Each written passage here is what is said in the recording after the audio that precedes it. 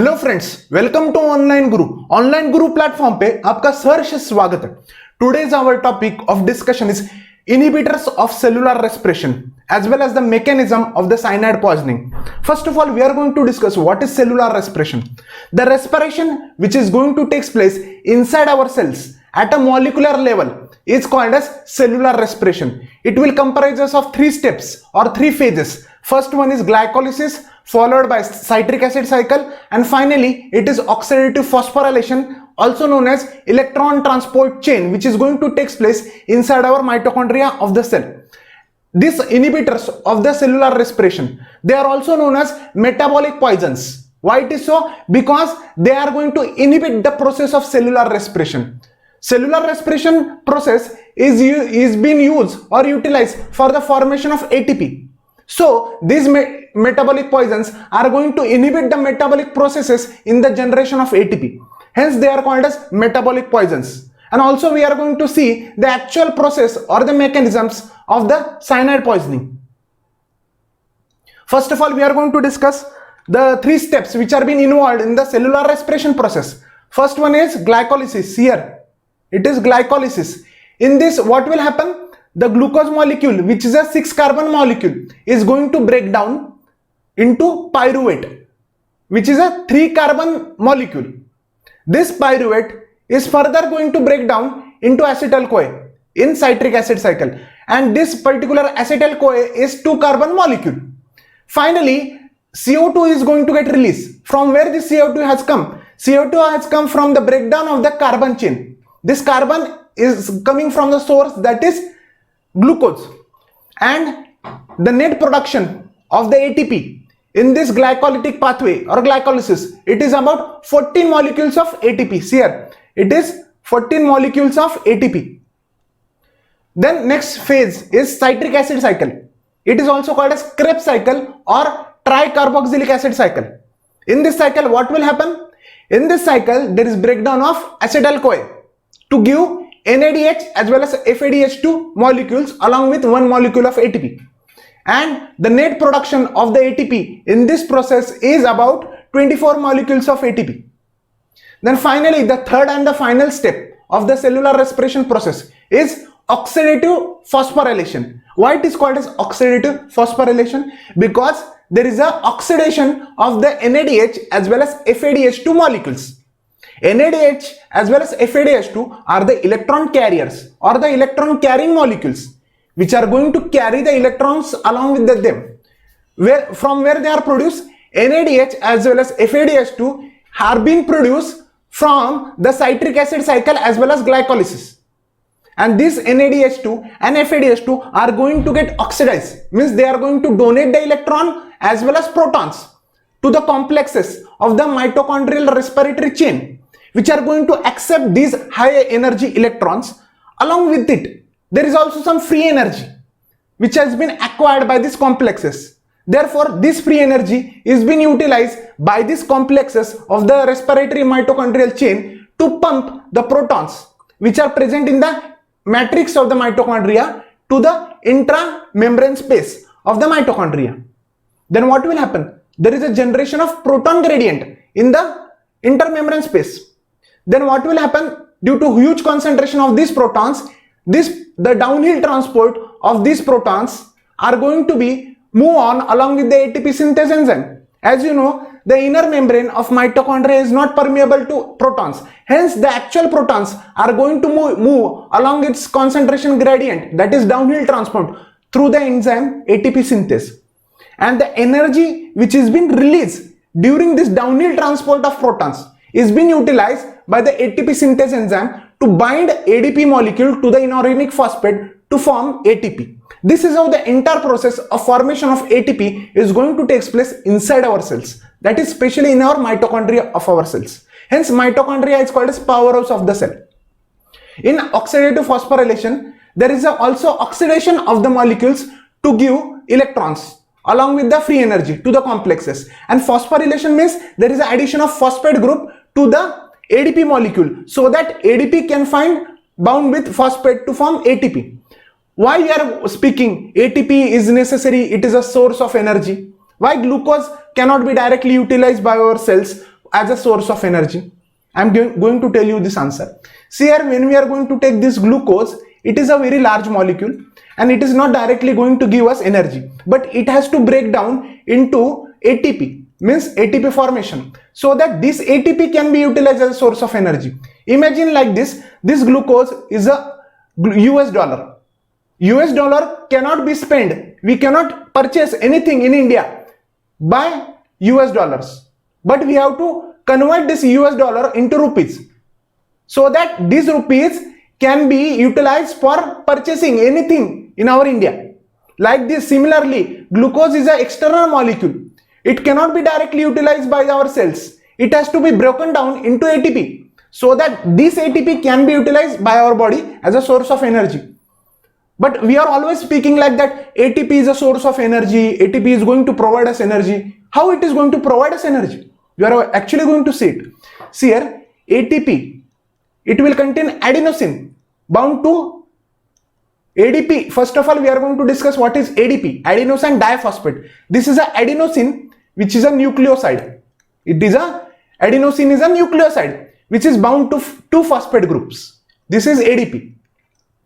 When there is attachment of another phosphate by a covalent bond, there is a formation of covalent bond. When there is formation of ATP, when ADP is going to react with inorganic phosphate, it will form ATP. There is a formation of covalent bond between ADP and phosphate group or phosphate. Then what will happen? This is a covalent bond.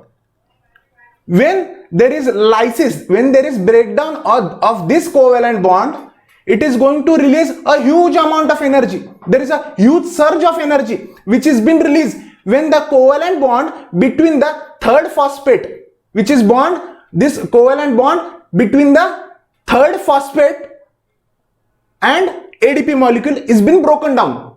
It is going to release a huge surge of energy, and the amount of energy is nearly about 7300 calories.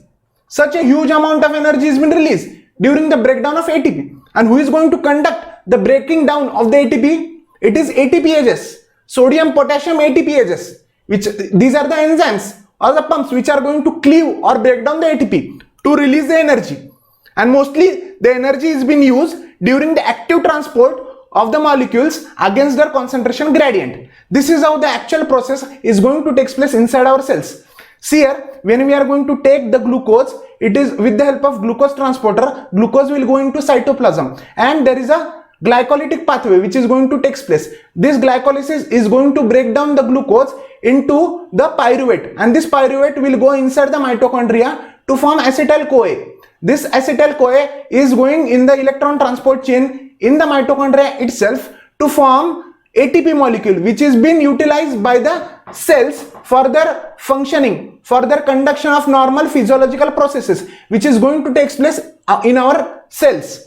This is collectively we are discuss about the process of cellular respiration, which is going to occur in our cytoplasm as well as the mitochondria of our cells, which is going to generate the ATP molecules, and it can be utilized for the normal functioning of our cells.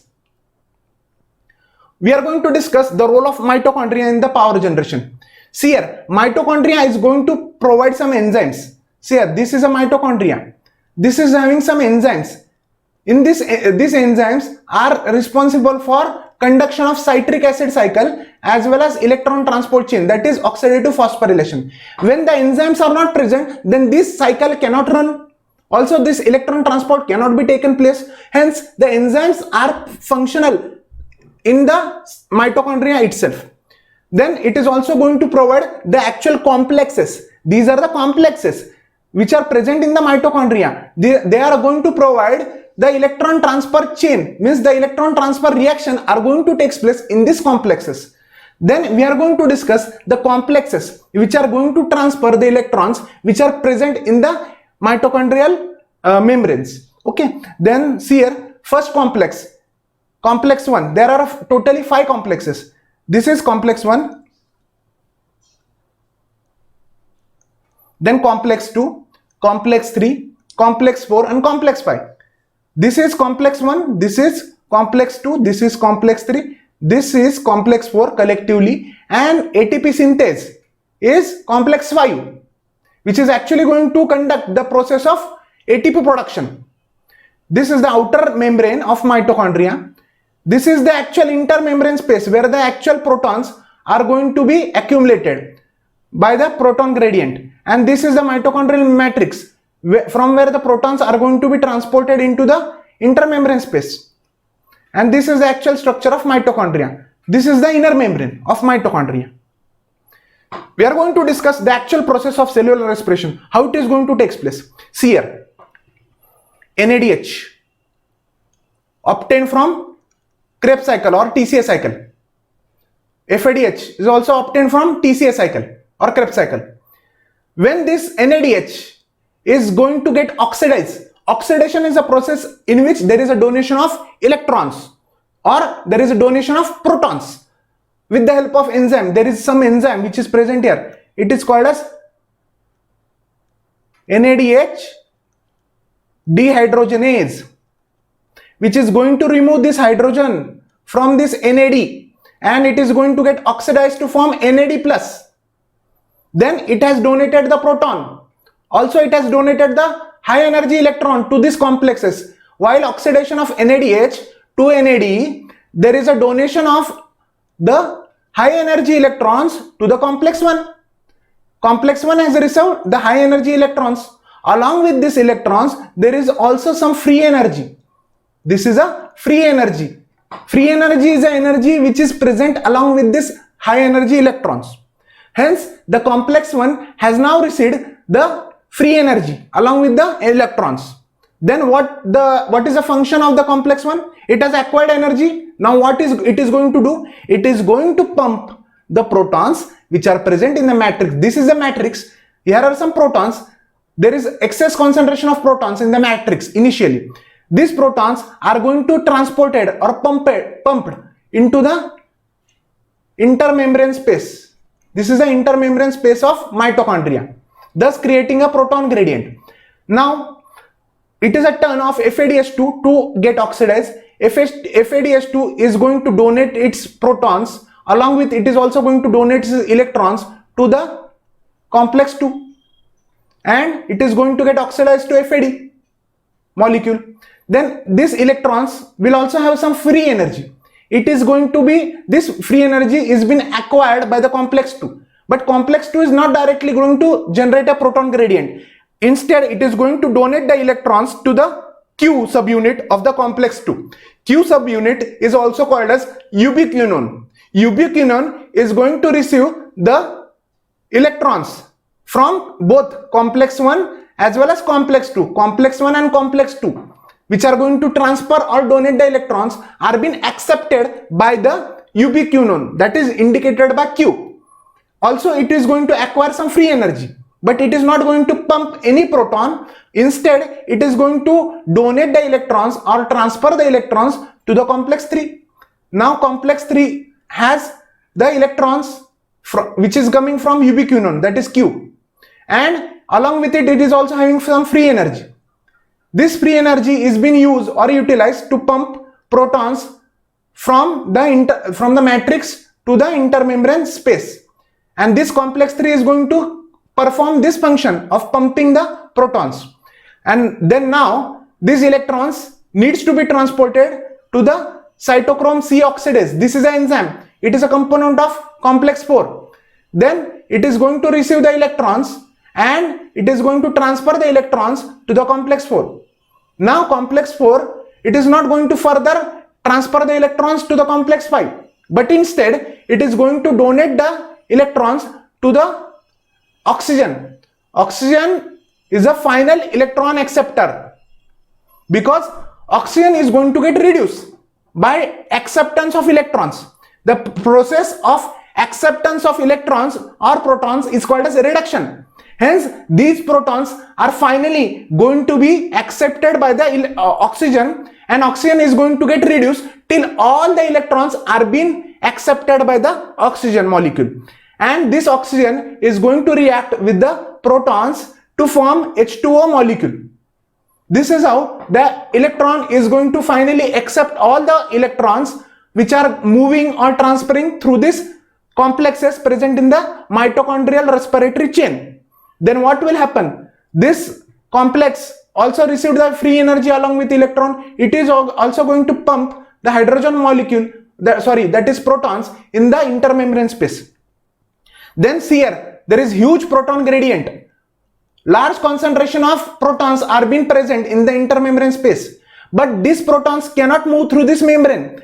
As we have discussed, the inner membrane of mitochondria is impermeable to the Na+, K+, as well as H+ ions. Hence, the protons cannot move directly into the intermembrane space, into the matrix. But it is going to get transported through this ATP synthase enzyme. This is called as complex 5. It is going to transport the protons downhill along the concentration gradient. See here is high concentration, here is low concentration. That is, there will be a passive diffusion. There is a downhill transport of these protons through this ATP synthase enzyme. Then ATP synthase enzyme will going to acquire energy. From where the energy has come? The energy is been coming from the energy which has been released when there is a transportation of the protons along its concentration gradient from the intermembrane space to the matrix of mitochondria. There is a release of some energy. This energy, which is been released by the downhill transport of the protons along its concentration gradient, are being obtained. It is been utilized by the ATP synthase enzyme for the formation of ATP from fusion of ADP and inorganic phosphate. Thus the ATP is being formed and it is been released, and which is being utilized by the cells for functioning, that is conducting their physiological functions. This is how the actual process of cellular respiration is going to take place. From one molecule of glucose, the net production of ATP is 38 molecules of ATP from one glucose. This is how the cellular respiration is going to occur in our cells, especially in our mitochondria. Then we are going to discuss the inhibitors of cellular respiration. They are also known as metabolic poisons. They are of three types. Uncoupling agents. Example is 2,4-dinitrophenol, then FCCP, calcium ions, thyroxine and thermogenin. Then second part is inhibitor of oxidative phosphorylation. Example is oligomycin.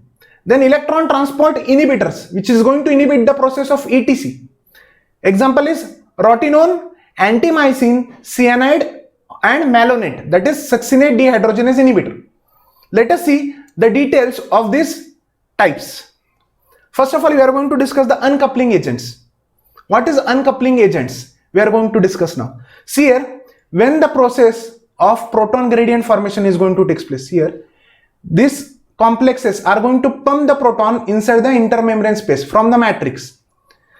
These uncoupling agents are going to prevent the generation of this proton gradient. Means, see here, these uncoupling agents will come and bind to these complexes.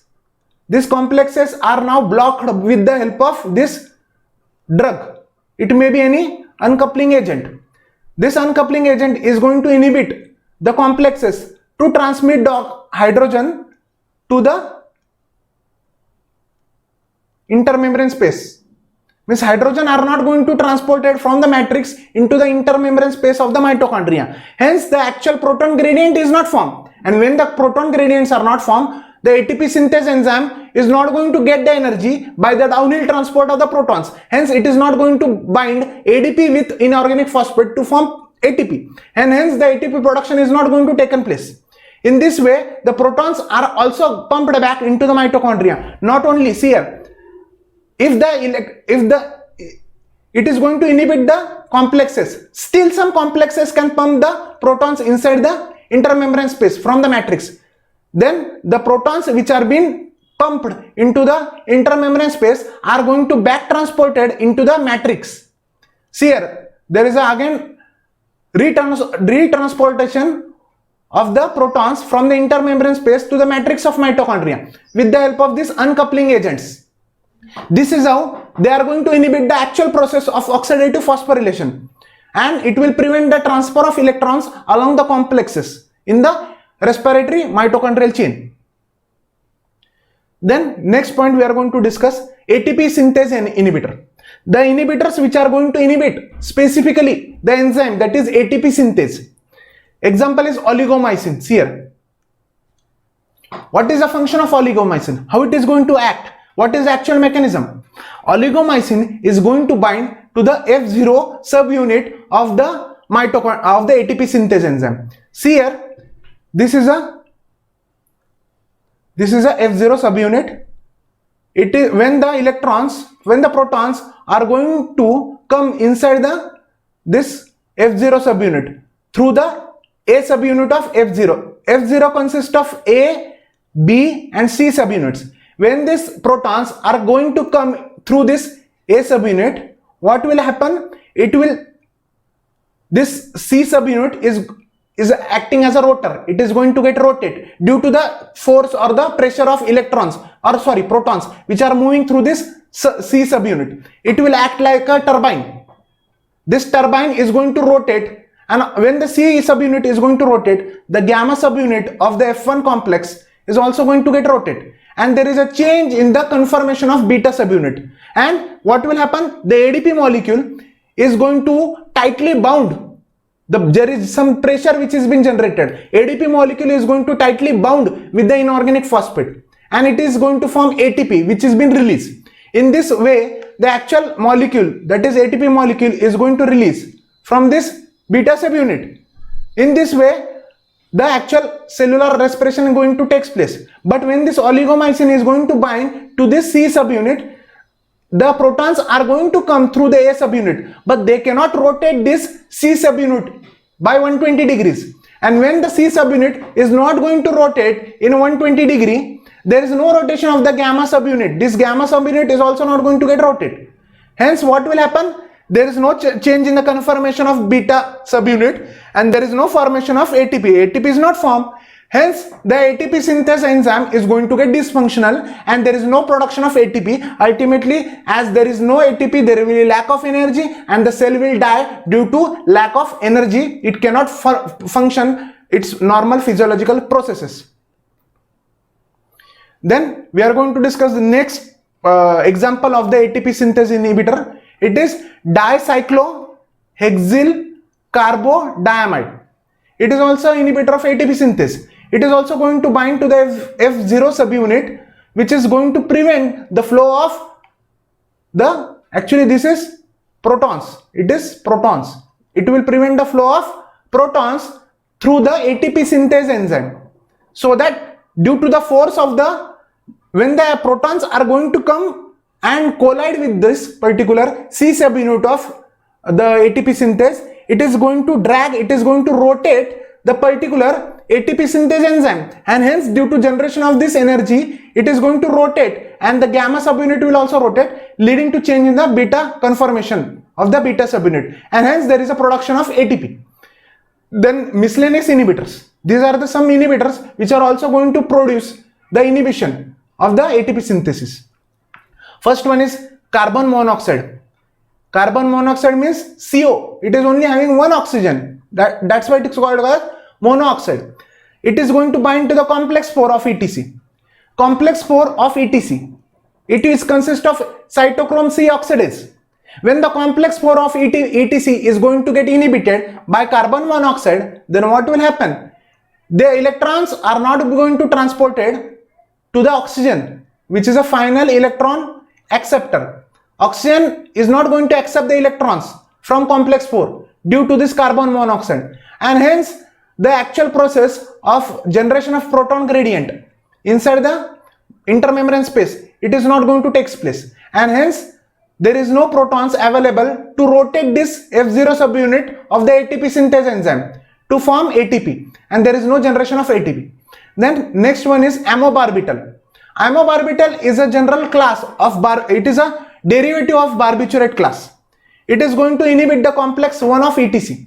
Complex 1 of ETC is going to get inhibited. Ultimately, there is no reduction, there is no oxidation of the NADH into NAD, and hence there is no generation of electrons.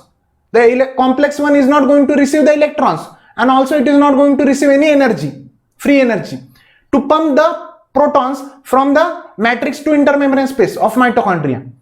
The next point is the pericidin. Pericidin A. It is a antibiotic which has been obtained from the Streptomyces movarensis. This is actually antibiotic. What it is going to cause? It is going to inhibit the enzyme NADH dehydrogenase. What is the function of this enzyme NADH dehydrogenase? NADH dehydrogenase. See here. NADH dehydrogenase. This is an enzyme which is going to remove the hydrogen from NADH to oxidize it to NAD plus, and it is going to donate these electrons. During the donation, there is also the donation of electrons. These electrons are along with the free energy. These are high energy electrons. Along with the free energy, it is going to donate it to the complex 1.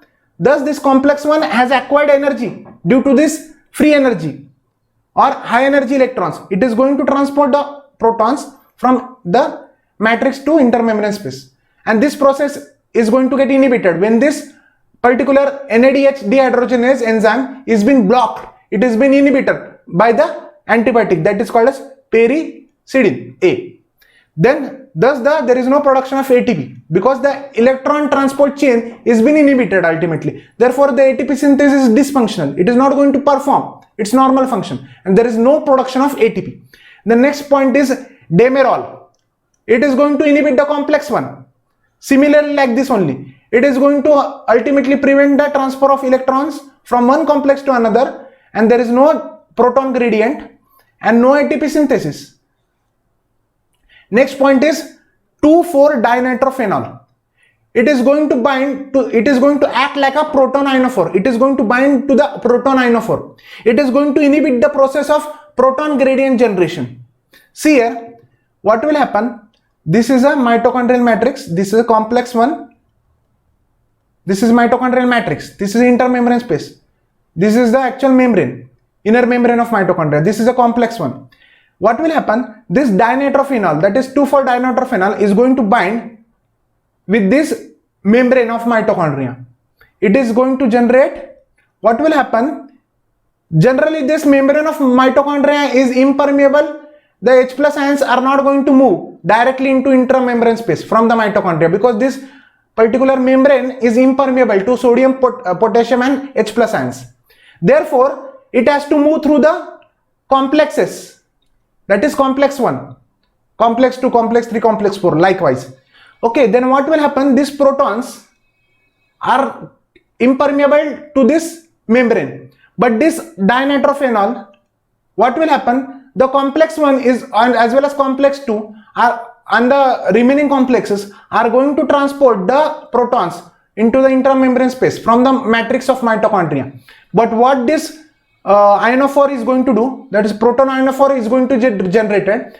This is going to bind to the membrane of mitochondria, and there is a reverse transportation of the protons from the intermembrane space to the matrix. The protons are going to leak from this membrane, that is inner membrane of mitochondria, inside the matrix back, and thus there is no generation of proton gradient, and hence there is no protons in the intermembrane space, and there is no function of ATP synthesis. Thus there is no production of ATP. In this way, the actual 2,4-dinitrophenol is going to inhibit the generation of proton gradient. In turn, it is going to inhibit the synthesis of ATP. Then we are going to discuss the inhibitors of electron transport chain, that is respiratory chain of mitochondria. See here, first one is rotenone. It is going to be obtained from the roots of Deris elliptica. These are the roots of Deris elliptica. From this we are going to obtain this rotenone. What is it is going to cause? It is going to inhibit the complex 1. This here, this is a complex 1.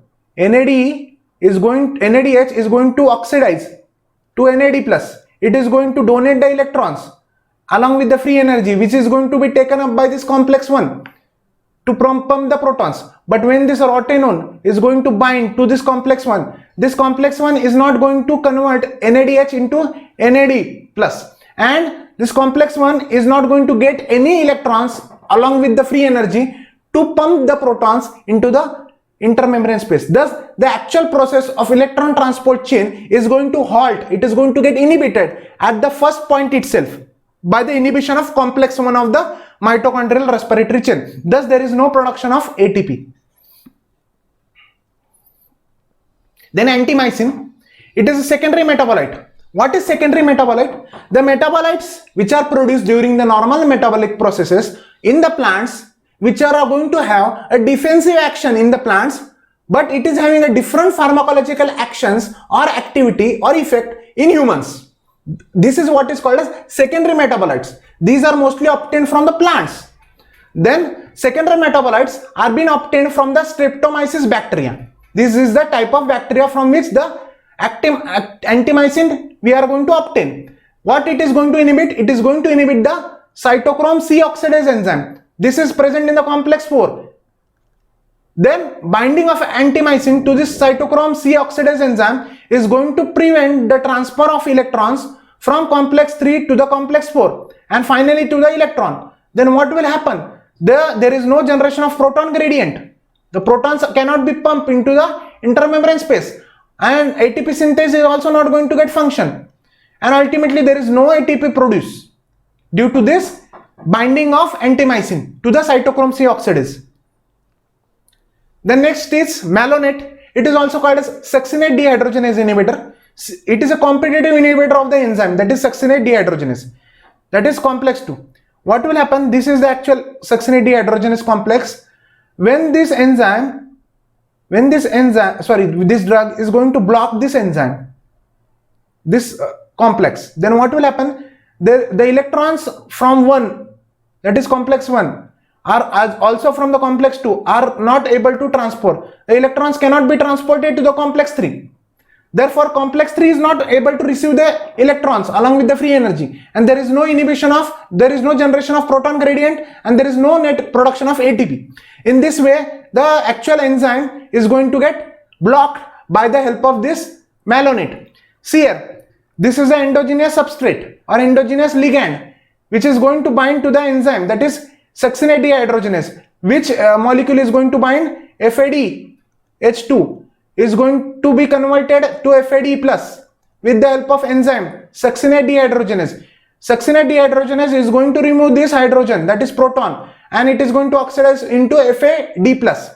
But when this, instead of this FADH, any drug that like Melonate is going to bind to this enzyme active site, that is catalytic site, then what will happen? This enzyme is going to get dysfunctional.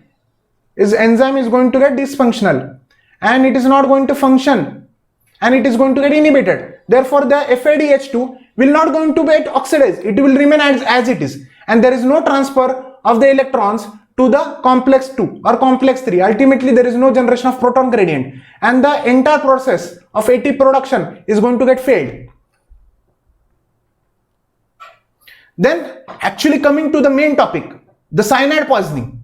Most we have seen generally in the particular films or movies or any particular entertainment sources, we have seen that persons who are going to intend to go to suicide, means they are going to conduct the suicide, they are going to consume cyanide and directly they are going to get killed.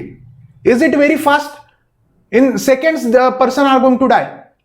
How the actual mechanism is going to work of the cyanide poisoning, we are going to discuss in our today's session. It is the most important topic of the cyanide poisoning. Also, we are going to discuss some of the antidotes which are very vital and life-saving drugs which are going to neutralize this cyanide poisoning.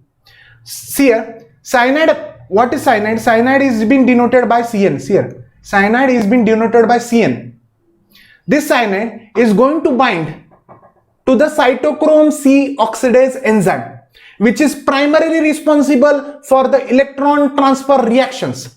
The electron transfer along the complexes from one complex to the another is going to take place along with the free energy.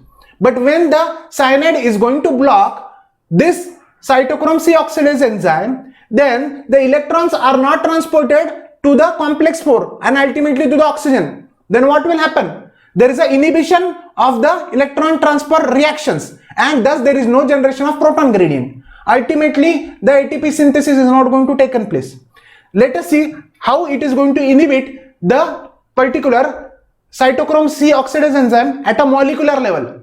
See here, this cyanide is having a high affinity towards the Fe3 plus ions. Fe3 plus ions, it is also called as ferric ions. Ferric ions. Cyanide is having a high affinity towards the ferric ions. Then cyanide will rapidly bind to the ferric ions where it is located. And mostly we are seeing the ferric ions, that is Fe plus 3 ions, are located on the cytochrome C oxidase enzyme. Cytochrome C oxidase enzyme has this Fe plus 3 ions, that is ferric ions. Therefore, when the cyanide is taken inside our body, it is rapidly going to bind to the Fe3 plus ions, that is ferric ions of the cytochrome C oxidase, and this enzyme is going to get blocked. This enzyme, that is cytochrome C oxidase, is going to get dysfunctional. It is not going to transfer the electrons to the further complex 4 as well as the oxygen. Hence, the entire process of ATP production is going to get halted or inhibited. Then what will happen? This process is going to kill the person, because there is no ATP production, there will be no energy. As there is no energy, the cells are not going to conduct their normal physiological functions, and ultimately due to lack of energy they are going to get die. We are going to discuss the actual pathway. See here, cyanide is going to bind to the Fe plus 3 ions of cytochrome C oxidase enzyme. Then what will happen? There is an inhibition of electron transport chain along the ETC, that is electron transport chain. Electrons are not transported from one complex to another. This is complex 1, complex 2, complex 3, complex 4. Electrons are not transported, as this cytochrome C oxidase is already blocked by the cyanide. Hence it is not able to perform its normal function. And what will happen? There will be no generation of proton gradients. Here, when the electrons are not going to received by the any complexes, this complex 4 is not going to receive any electron. Along with electron, it will also not receive any free energy. Therefore, what will happen? This complex 4 is not going to get any energy to pump the protons from the matrix to the intermembrane space. There is no generation of proton gradient. Ultimately, proton gradient is very necessary, because this downhill transport of the protons from the intermembrane space to the matrix of mitochondria is very important, because the energy which has been released from the downhill transport of the protons from the intermembrane space to the matrix, this is the ATP synthesis. There is some release of energy during this passive diffusion or downhill transport. Then what will happen? This energy is being utilized to form ATP from ADP and inorganic phosphate. Therefore, ATP synthase is not going to perform its normal function, because it is not having any energy. Energy is very responsible for the binding of ADP molecule very tightly to the inorganic phosphate. But when this energy is not available, as there is no downhill transport of the protons, there is no any release of free energy. Therefore, there is no any energy for the ATP synthase enzyme to bind the ADP molecule with the inorganic phosphate very tightly to form ATP molecule, and hence ATP is not produced, and ultimately there is no ATP. And as there is no ATP, there is no any energy. That is because ATP is the energy currency. ATP is the energy currency of the cell. As the rupees is the currency of India, dollars are the currency of the US, as well as euro is the currency of the Europe. Similarly, the ATP is the currency, it is the energy currency of our cell. The cell is only going to perform its normal function, and the energy which is going to be responsible to conduct this function is only ATP. Only ATP is going to work. No other molecule is going to provide directly energy to our cells. See here, due to lack of energy, what will happen? The cell is going to ultimately die due to lack of function, lack of energy. Therefore, there will be no any function, because to conduct any work, suppose I am going to do any work, I will require some energy. To run a vehicle, we will require petrol. When the petrol is going to burn, then only it is going to move the piston, and therefore it is going to rotate the particular wheels, and ultimately the vehicle is going to get run. Like similarly, ATP, when there is breakage of ATP, the third phosphate group, which is bounded by the covalent bond. When this covalent bond is broken, it is going to release a free energy. It is nearly about 7,300 calories. Then this energy is being taken up by the cells to perform the normal physiological functions. Like this way, the cell death is going to occur. The cell is going to die. Then we are going to discuss the antidotes which are being used in the cyanide poisoning.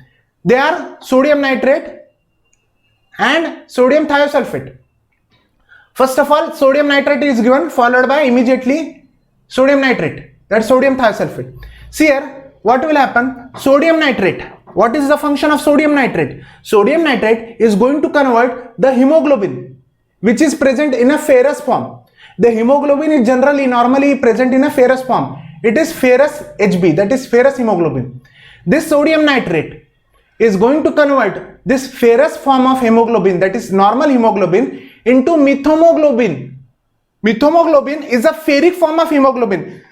Ferrous means Fe+2. Ferric means Fe+3. Normal hemoglobin is going to convert it into methemoglobin with the help of this sodium nitrate. Then what will happen? Now the methemoglobin is having a ferric ion along with it, that is Fe+3 ion. Then what it will do? Generally we have seen cyanide is bound to the Fe+3 ion. Cyanide is having affinity towards the Fe3+ ion of the cytochrome C oxidase. Once we are going to give this sodium nitrate, it is going to catalyze the conversion of hemoglobin into methemoglobin. Therefore, it is Fe+2, it is Fe+3. Then what will happen? See here, this is this methemoglobin, which is generally like this. Ferric form, ferrous form, it is going to convert into ferric form. See here, it is methemoglobin. Thus, cyanide is going to dissociate. Cyanide is going to dissociate from the ferric+3 ion, that is ferric ion of cytochrome C oxidase, and it is going to bind to the methemoglobin. Then because methemoglobin is also having Fe+3 ion, as per the concentration, it is going to bind to the Fe+3 ion, the ferric ion of the methemoglobin. Hence, the active site, that is the ferric ion of the cytochrome C oxidase, is now free. It is now free to transfer the electrons. Now there is no any burden of bondage with the cyanide. It is not more any bound to the cyanide molecule. Hence, it is now free. The Fe+3 is now free to conduct its normal function. That is the transfer of electrons from complex 3 to the complex 4 and further to the oxygen molecules. Hence, the normal cycle or the transfer of the electrons and generation of proton gradient is going to take place, and hence there is a production of ATP. Then, what about the methemoglobin? Because hemoglobin is going to bound to the oxygen, but the methemoglobin is not going to bound to oxygen. Therefore, we have to transform this methemoglobin to the normal hemoglobin. But first of all, we are going to remove this cyanide molecule from our body. Still, cyanide is bound to the methemoglobin. Therefore, we have to convert this cyanide. We have to convert this cyanide into less toxic form, that is more water soluble form, that is polar form. Then we are going to inject the injection of sodium thiosulfate. Sodium thiosulfate, what it is going to do? Sodium thiosulfate is going to donate the sodium ions. The sodium is going to get donated from the sodium thiosulfate to the cyanide. So cyanide is going to accept the sulfur. Then this cyanide is going to be converted into less toxic thiocyanate. This thiocyanate is going to be formed. Cyanide is going to convert it into less toxic thiocyanate. This thiocyanate is water soluble. It is going to be eliminated via urine. As it is very polar, it is going to eliminate via urine. And that cyanide component is being ultimately removed from our body system. And hence, the cyanide poisoning, in the case of cyanide poisoning, first of all, we are going to give the injection of sodium nitrate. Immediately, it is been followed by the injection of sodium thiosulfate. And in this way, the actual cyanide poisoning is being neutralized. It is the actual antidote which is primarily used in the case of cyanide poisoning. And hence, the person can be saved in case of he has been consumed any cyanide tablets or pills. In this way, the antidotes are going to work, and this is the actual mechanism of action of the antidotes in the cyanide poisoning, that is the sodium nitrate and sodium thiosulfate. Then thank you. We are going to see much important topics related to the biochemistry in our next session. Thank you.